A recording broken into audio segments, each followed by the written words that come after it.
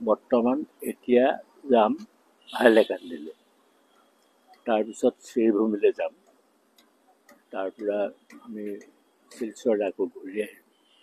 কাইলৈ গোটেই দিনটো আমাৰ শিলচৰতে প্ৰগ্ৰাম হ'ব বেছিভাগে।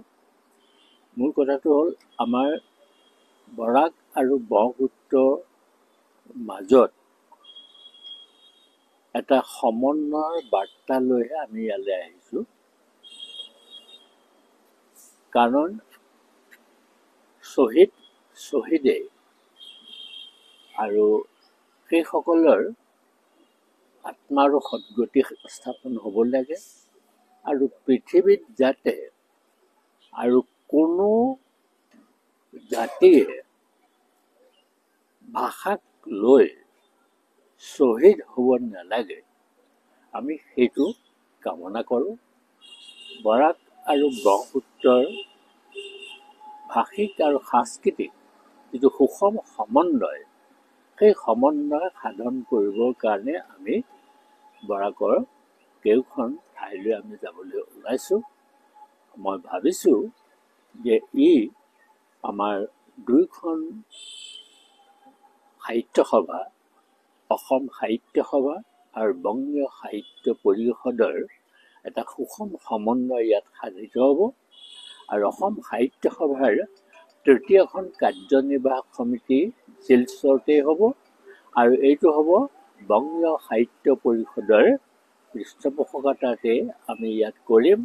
সৰ্বোপৰি ডক্টৰ ভূপেন হাজৰিকাৰ শতবৰ্ষৰ কাৰ্যসূচী শিলচৰ অসম বিশ্ববিদ্যালয়ৰ শিলচৰত থকা অসম বিশ্ববিদ্যালয়, অসম সাহিত্য সভা আৰু বৰাকৰ সাহিত্য সভাৰ, বাংলা সাহিত্য সভাৰ, বাংলা সাংস্কৃতিক মঞ্চ, এই সকলোৰে সহযোগত আমি মহা আড়ম্বৰেৰে আমি ইয়াত এটা কাৰ্যসূচী কৰিম, যিটো কাৰ্যসূচী লৈ ভূপেন হাজৰিকাৰ যিসকল অনুগত আছে বা অসমৰ বাহিৰত সকলোকে আমি নিমন্ত্ৰণ কৰিম, আৰু আমাৰ ধ্ৰুপদী গীত মাতৰ চৰ্চাও ইয়াত হ'ব।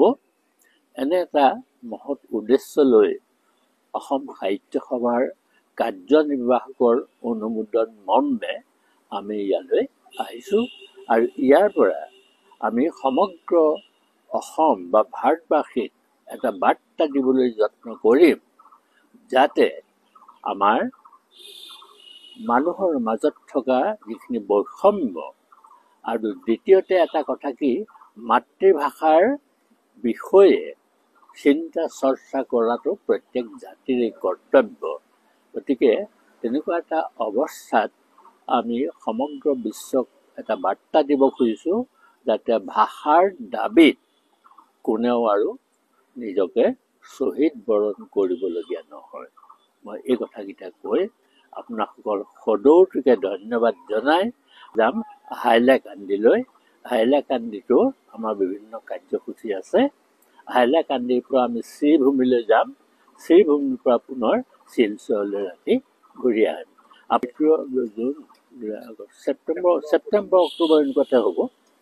মহা ধুমধামেৰে আমি ইয়াত পাতিম, আৰু ছেপ্টেম্বৰ ভূপেন হাজৰিকাৰ শতবাৰ্ষিকীও আছে 8 ছেপ্টেম্বৰৰ পৰা। গতিকে সেইটো মিলাই মেলি আমি এইখিনি কাম কৰিম। ইয়াত নহয়, এতিয়া বৰ্তমান নহয়, কিন্তু ভৱিষ্যতে হ'ব, কেলৈ নহ'ব। মধ্যকালীন অধিৱেশনখন ইয়াত আমি দিব পাৰোঁ কোনোবা এটা বৰ্ষত, ধুমধামেৰে হ'ব। কাৰণ আমাৰ মাজতো কোনো বৈষম্য নাই, আমি সকলো মানুহেই। গতিকে আমি এটা সম্প্ৰীতিৰ বাৰ্তা লৈ পেলাই আহিছোঁ, আৰু এই সম্প্ৰীতি সাহিত্য সভাৰ বংগীয় সাহিত্য পৰিষদৰ মাজেদি সুন্দৰকৈ সমাপ্ত হ'ব বুলি মই